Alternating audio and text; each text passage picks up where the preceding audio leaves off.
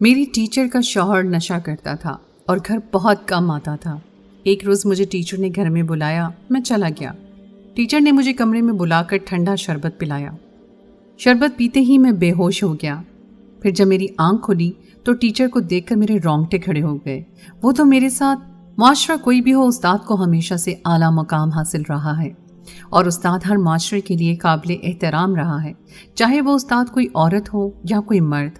اور ہمارے معاشرے میں تو ہمیشہ استاد کو ماں باپ کا درجہ دیا گیا ہے۔ لیکن آج جو کچھ میں نے دیکھا تھا وہ مجھے بھول ہی نہیں رہا تھا۔ کوئی ٹیچر اس طرح کی حرکت کیسے کر سکتی تھی؟ میں تو یہ خواب میں بھی نہیں سوچ سکتا تھا، مگر میں کیا کرتا؟ میں نے سب کچھ اپنی آنکھوں سے دیکھا تھا۔ اگر تھوڑی دیر اور ہو جاتی تو شاید میں 6ٹھی کلاس کا طالب علم تھا۔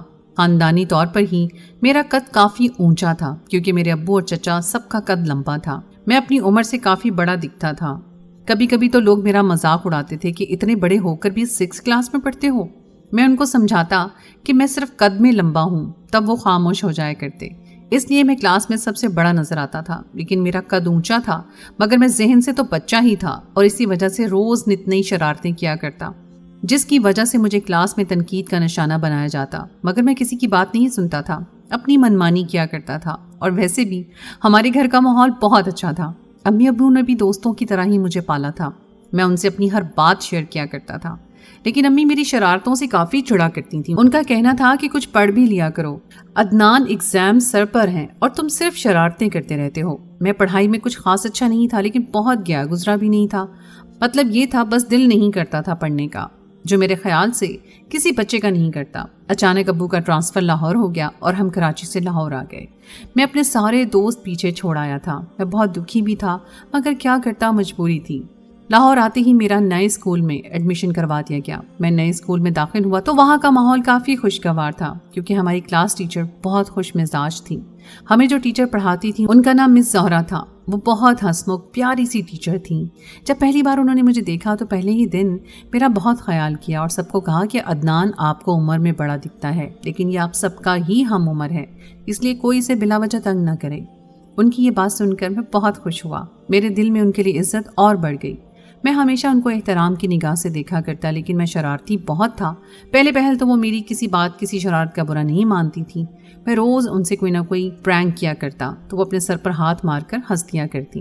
عدنان تم مار کھاؤ گے، کسی دن وہ ہنس کر کہتی، مگر آج تک کسی بچے پہ انہوں نے ہاتھ تک نہیں اٹھایا تھا، بلکہ وہ سب سے ہی بہت پیار سے پیش آیا کرتی تھی۔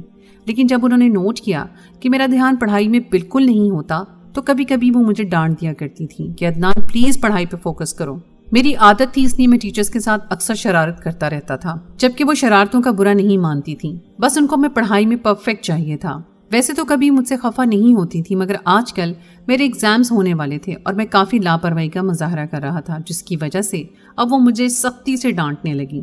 پہلے وہ مجھے سزا نہیں دیتی تھی، مگر اب وہ مجھے وارننگ دے چکی تھیں۔ اگر میں باز نہ آیا تو وہ پرنسپل سے میری شکایت لگا دیں گی۔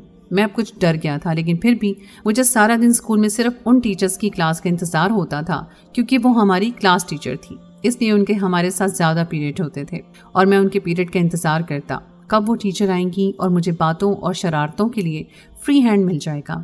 شروع کے کچھ مہینے بہت اچھے سے گزرے، لیکن فرسٹ ٹرم کے بعد جب میرا رزلٹ آیا تو انہوں نے مجھے بہت ڈانٹا کہ تم اتنے ذہین ہو، عجیب و غریب قسم کی شرارتیں تمہارے دماغ میں آ جاتی ہیں، تو اس کا مطلب یہ ہے کہ تم صرف شرارتیں ہی کرتے ہو اور تم پڑھتے نہیں ہو۔ تمہیں میرے گھر روز آنا چاہیے، کیونکہ تمہارا رزلٹ بالکل برا آیا ہے۔ مجھے بہت افسوس ہو رہا ہے۔ ان کے چہرے پر اچھی خاصی خفگی تھی۔ میں تو ان کی یہ بات سن کر بہت خوش ہو گیا، کیونکہ میں تو ہمیشہ سے چاہتا تھا کہ میں ان کے ساتھ رہوں۔ میں نے گھر میں بات کی اور میرے والدین بھی میرا رزلٹ دیکھ کر راضی ہو گئے۔ وہ پہلے ہی میرے ٹیوشن کے لیے پریشان تھے۔ اب میں ٹیچر کے گھر میں پڑھنے جانے لگا۔ شروع کے کچھ دن تو ان کے پاس بہت سارے بچوں کا جھمگھٹا لگا ہوتا تھا۔ اس ٹائم ان کے پاس بہت سے بچے ٹیوشن پڑھنے کے لیے آتے تھے۔ ٹیچر کی کوئی اولاد نہیں تھی۔ میں نے سوچا تھا ان کے بچے ہوں گے، میں ان کے ساتھ کھیل کود کروں گا، لیکن یہاں تو کچھ ایسا تھا ہی نہیں۔ بلکہ اب تو ٹیچر نے میرا ٹائم بھی چینج کر دیا تھا، کیونکہ وہ زیادہ بچوں کو ایک ساتھ نہیں پڑھا پاتی تھی اور مجھے زیادہ محنت کرنی تھی، تو وہ مجھے الگ وقت میں بلانے لگی۔ میں کوشش کرتا کہ ان کے ساتھ ادھر ادھر کی باتیں کروں۔ میں اکثر ان سے ان کے شوہر کے بارے میں پوچھا کرتا، مگر وہ ٹال جایا کرتی تھی۔ کبھی کبھی ان کے چہرے پر ایک رنگ سا آ کر گزر جاتا۔ میں نے کبھی بھی ان کے شوہر کو نہیں دیکھا تھا۔ ایک دن میں نے بات برائے بات ان سے پوچھ لیا کہ آپ کے شوہر آخر ہیں کہاں؟ پہلے تو انہوں نے مجھے گھور کر دیکھا، پھر انہوں نے بتایا کہ وہ ادھر ہی ہوتے ہیں، بس وہ گھر کبھی کبھی آتے ہیں۔ اور پھر میں نے کچھ پوچھنا چاہا تو انہوں نے سختی سے ڈانٹ دیا، عدنان اب تم کوئی سوال نہیں کرو گے کیونکہ اب مجھے بہت غصہ آ رہا ہے تم پر۔ ذرا جو تم کتابوں کو دیکھ لو گے تو تمہارا ہی بھلا ہوگا۔ میں نے جلدی سے کتاب آگے کر دی، لیکن میں نے دیکھا ان کے چہرے پر عجیب سی اداسی تھی۔ مجھے ان کو اداس دیکھ کر بہت افسوس ہوا، نہ جانے کیوں وہ اچانک اپنی شادی اور شوہر کے ذکر پر پریشان ہو جایا کرتی تھی۔ پھر یہ راز بھی ایک دن کھل گیا جب اچانک دھڑم سے دروازہ کھلا، میں اچھل پڑا، لیکن میں نے دیکھا ٹیچر پریشان نہیں ہوئی تھی، نہ ہی کسی سے کچھ پوچھا کہ یہ کس کی حرکت تھی۔ بس وہ اداس ہو گئی تھیں اور شرمندگی سے میری طرف دیکھنے لگیں۔ اسی وقت ایک آدمی عجیب سے حلیے میں لڑکھڑاتا ہوا اندر آیا اور چلا کر کہنے لگا، میرا کھانا کہاں ہے؟ کب سے بھوکا ہوں، مجال ہے جو بیوی کھانا پوچھ لے۔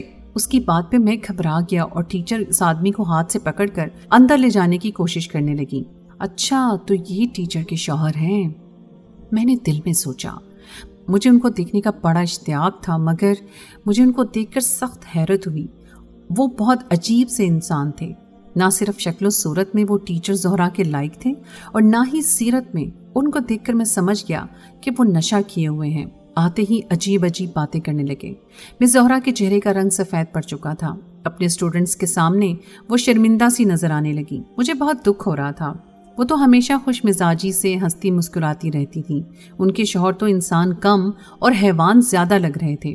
وہ شخص نشہ کر کے گھر آیا تھا اور ٹیوشن والے بچوں کے ساتھ ٹیچر کو برا بھلا کہہ رہا تھا۔ میں نے ٹیچر سے پوچھا کہ ان کو کیا ہوا ہے، تو ٹیچر نے کہا کہ تم پریشان نہ ہو، یہ تو ہمیشہ سے ایسا ہی کرتے ہیں اور نشہ کر کے آتے ہیں۔ میں تو حیران رہ گیا، مجھے ٹیچر سے شدید قسم کی ہمدردی محسوس ہونے لگی۔ میں بات بات پہ ان کو ہنسانے کی کوشش کیا کرتا اور کافی حد تک کامیاب بھی ہو گیا تھا۔ اب مس زہرا کا میں بہت خیال کرتا اور پڑھائی بھی اچھے سے کرتا تھا، وہ مجھ سے بہت خوش تھی۔ میں جب بھی جایا کرتا وہ مجھے کھانے کو کچھ نہ کچھ ضرور دیا کرتی تھی۔ ایک دن میرا پیپر تھا تو انہوں نے کہا کہ عدنان تم آج دیر تک پڑھائی کرو گے، مجھے ڈر ہے کہ تم کہیں پھر سے سب کچھ بھول نہ جاؤ۔ میرا موڈ آف ہو چکا تھا، شام تک ٹیوشن میں پڑھائی کرنا تھی، جبکہ میرا ارادہ تھا کہ میں جاتے ہی اپنے دوستوں کے ساتھ کرکٹ کھیلنے جاؤں گا۔ ہم دوست کمبائنڈ اسٹڈیز کا کہہ کر جایا کرتے اور پھر میچ کھیلتے، خوب مزے کرتے، لیکن آج انہوں نے میرا سارا پلان چوپٹ کر دیا تھا۔ میں اداس بیٹھا تھا تو ٹیچر مجھے دیکھ کر ہنس دیں۔ بس پڑھنا نہیں تم لوگوں کو، چلو میں تمہارے لیے شربت بنا کر لاتی ہوں، اپنا موڈ ٹھیک کرو۔ اور کچھ ہی دیر میں ٹیچر میرے لیے ٹھنڈا شربت بنا کر لائی۔ میں نے جیسے ہی شربت پیا مجھے شدید قسم کے چکر آنے لگے اور پھر مجھے کچھ ہوش نہ رہا۔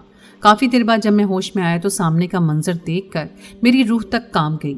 میں جلدی سے وہاں سے بھاگتا ہوا نکلا اور گھر پہنچا تو میری حالت غیر ہو رہی تھی۔ امی نے پوچھا کیا ہوا عدنان، آج اتنی دیر کیوں ہوئی؟ تب میں نے بمشکل اپنی سانس نارمل کر کے ان کو بتایا کہ ٹیچر نے روک لیا تھا، امی کل کا پیپر بہت مشکل ہے۔ اچھا ٹھیک ہے، اچھے سے تیاری کر لو۔ میں بہت گھبرایا ہوا تھا، مجھے کچھ سمجھ نہیں آ رہا تھا کہ کیا کروں۔ دوسرے دن میں اسکول جانے سے بھی گھبرا رہا تھا کہ آخر کیسے میں جاؤں، اگر ٹیچر نے کچھ کہا تو۔ لیکن میرا پیپر تھا، امی ابو کی ڈانٹنے پر مجھے اسکول جانا پڑا۔ میں اسکول گیا تو میری نظر ٹیچر زہرا پہ پڑی، وہ بھی مجھے دیکھ کر کچھ گھبرا گئی۔ میں رخ موڑ کر جلدی سے اپنی جگہ پر بیٹھ گیا۔ پر مشکل سے میں نے اپنا پیپر پورا کیا اور جب کلاس سے نکلا تو ٹیچر نے پیچھے سے آواز دی، عدنان مجھے تم سے کچھ بات کرنی ہے۔ لیکن میں نے ان کی بات کا کوئی جواب نہ دیا، لیکن وہ شاید مجھ سے بات کرنا چاہتی تھیں، اسی لیے میرے پیچھے چلی آئیں۔ سنو عدنان، انہوں نے میرا ہاتھ پکڑ لیا، لیکن میرا دل گھبرانے لگا۔ ٹیچر پلیز میرا ہاتھ چھوڑ دیں۔ میں اچانک رونے لگ گیا۔ نہیں عدنان، تمہیں میری بات سننی ہوگی۔ وہ مجھے ایک کونے میں لے گئیں اور ہم دونوں وہاں بیٹھ گئے۔ میری بات سنو، کل جو کچھ تم نے دیکھا وہ ویسا نہیں تھا جو تم سمجھ رہے ہو۔ میں تمہیں سب کچھ سچ سچ بتاتی ہوں، لیکن تم وعدہ کرو کہ اس کا ذکر کسی سے نہیں کرو گے۔ میں نے سر جھکا لیا۔